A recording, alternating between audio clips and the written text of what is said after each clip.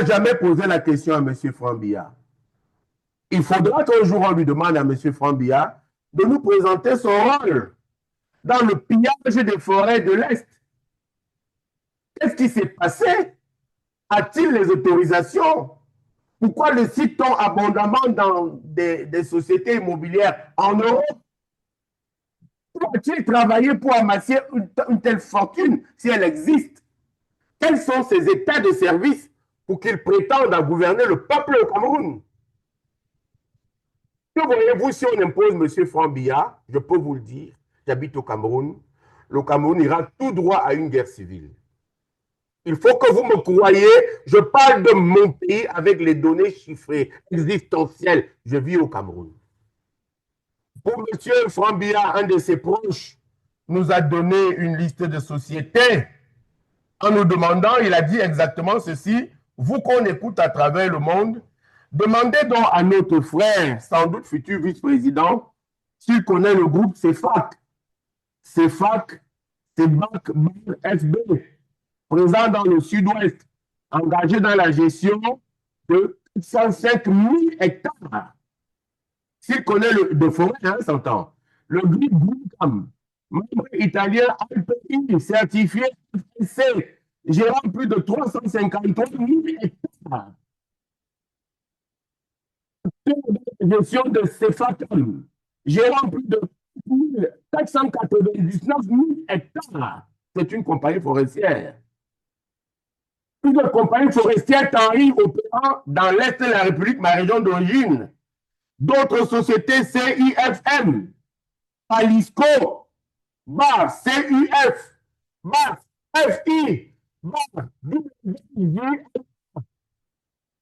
Il faudra que M. Frambia nous dise s'il est cité à tort dans l'entourage de ces sociétés, lui qu'on annonce comme forestier depuis 1997.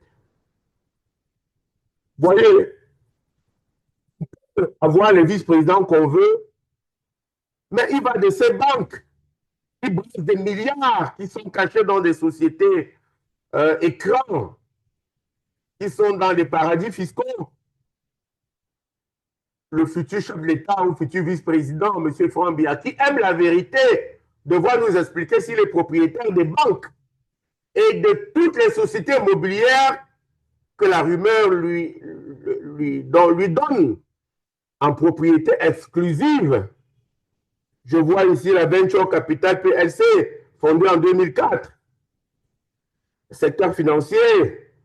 Je vois ici l'INGF et d'autres intérêts. Je vois ici des opérations de rachat de créances liées à la Camtel du Cameroun, via des structures comme la LGI, la GTC, la CTA, la CWC.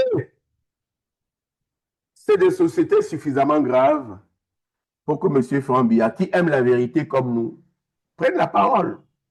Le futur candidat, supposé ou vrai, prenne la parole pour dire au peuple camerounais je ne suis ni de près ni de loin associé à ces forêts. Cela ne nous concerne sans doute pas, mais nous allons savoir s'il est marié, s'il est père d'enfants, c'est important. Quand quelqu'un veut gouverner les peuples, il gouverne d'abord sa famille. À l'ouest Bamileke, à l'ouest Bamoun. C'est une tradition séculière. On ne peut pas vous confier des tâches sociales, des charges sociales, si vous n'avez pas de charges familiales. C'est important. C'est capital. Cela explique quelques échecs que nous connaissons autour de nous et ailleurs en Afrique, dans les pouvoirs ou ceux qui gèrent le pouvoir. Des structures familiales friables, basées sur l'argent. Ce n'est pas le cas au Cameroun. Sans doute, vous et moi n'allons jamais affronter des gens qui nous tueront. Et à Martinez Zogua son âme. Mais vous avez suivi avec moi, c'est vous qui nous avez envoyé cette déclaration nouvelle de la fille aînée du chef de l'État, M. Paul Biya, Brenda Eyenga, qui a dit... Nous allons l'écouter d'abord et après nous allons développer, Chantal Roger. Faites-nous écouter, s'il vous plaît. D'accord. Je vous explique. À l'aube de ma mort, ayant consommé un peu trop de poison donné par le gouvernement pour me nuire, j'ai réalisé une chose. Vu que le pouvoir est en train de finir et que je suis devenue trop moche et que je ne resterai jamais en vie, j'ai décidé de spammer TikTok. Je vais parler de tout ce qui me traverse par la tête. Et je vais juste ouvrir mon cœur comme je l'ai déjà fait auparavant avec mon TikTok. Ok, vous avez capté. Si on m'avait dit quand j'étais jeune que j'allais mourir comme ça, je n'aurais eu aucune idée. Vous voyez ce que je veux dire? Genre, j'aurais pas deviné. Genre, je savais, j'ai toujours su toute ma vie que j'allais mourir jeune. J'ai toujours su que j'allais mourir jeune. Mais je ne savais pas que j'allais mourir exactement comme ça. Après, si j'ai eu un rêve prémonitoire sur la situation actuelle. J'ai eu un rêve il y a 2 ans où j'étais dans une pièce. Il y avait toutes les personnes que je connaissais au Cameroun. Vous avez capté? Et tout le monde chuchotait, tout le monde parlait en même temps. J'ai essayé d'écrire à ma mère dans le rêve et elle n'a pas répondu. Et pour finir, la police est entrée dans la chambre et m'a menotté. Et au jour d'aujourd'hui, je vis dans un observatoire. Je me sens constamment observée et on va probablement finir par me menotter. Vous savez ce qui est drôle, c'est que je trouve que le gouvernement, c'est des hypocrites. Comme quoi? Vous savez pourquoi? Parce que ça fait depuis plus de 2 mois qu'ils me menacent de me mettre en prison. Ok? Mais au lieu de me mettre en prison, ils me laissent m'incriminer dans une chambre.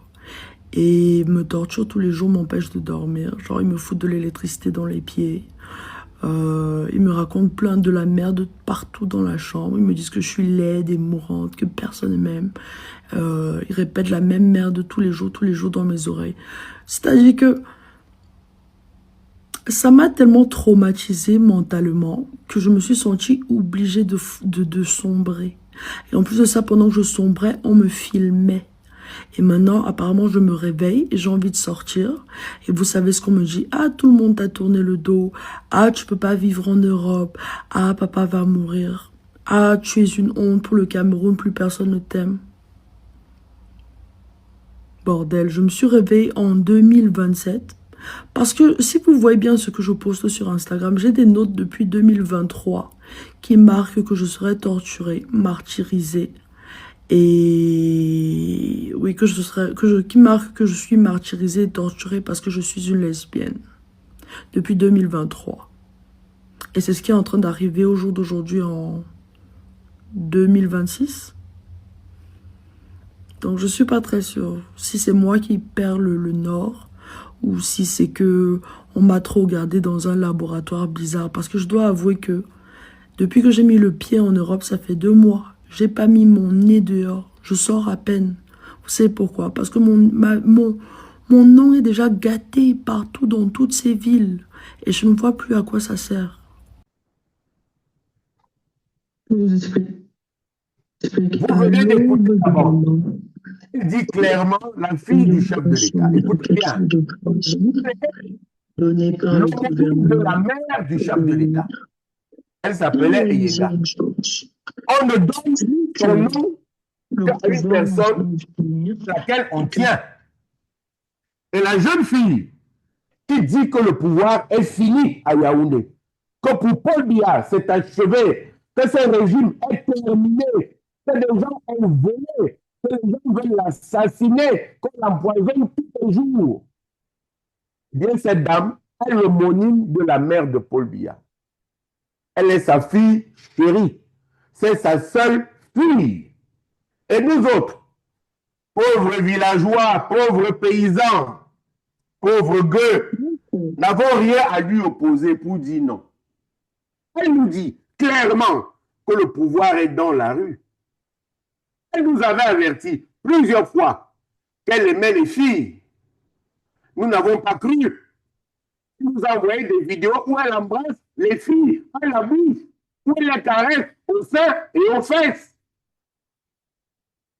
C'était la suite de ce qu'elle nous avait dit. Avant de nous dire, nous, peuple, qu'il faut qu'on lui trouve une épouse, qu'elle veut se marier, qu'elle les aime métisses et jolies et bien roulées.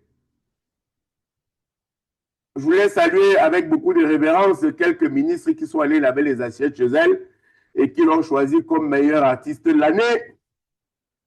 Mais elle nous dit cette fois-ci que le pouvoir est terminé, que le pouvoir est fini, que le pouvoir est dans la rue, que c'est fini et qu'elle, on veut l'assassiner.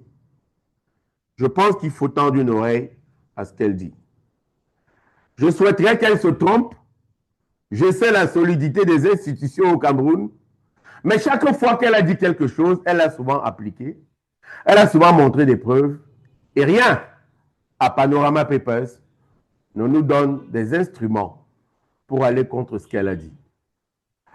Sur ce, je voulais saluer le brave peuple du Mali, le président Assimi Goïta, tous les chefs d'État du Sahel qui se battent tous les jours pour l'émancipation politique culturelle, parce que tout est culturel, et à la fin économique de ces braves peuples du Sahel, pour dire que le Mali est en train de reprendre possession de tout son territoire.